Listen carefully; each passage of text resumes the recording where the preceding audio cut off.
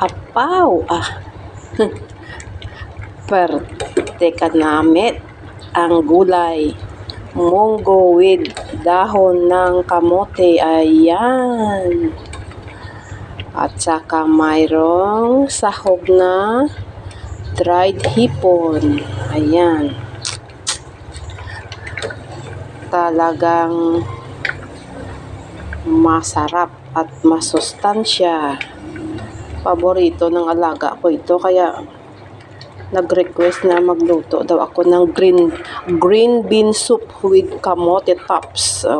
Diba bongga? Ay, pagkain ng imol. Ngayon, pagkain na ng mga mayayaman. Dahil sa taglay nitong sustansya. Diba? Masustansya kasi. Green beans, organic. Dahon ng kamote, organic, galing sa aking garden.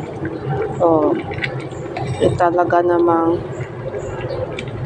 para-paraan lang yan para makakain ng masarap na gulay. Feeling sa probinsya. Feeling lang na sa probinsya.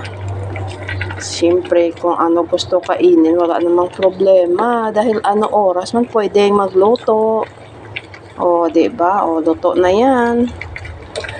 Munggo with kamote tops. Sarap, sarap.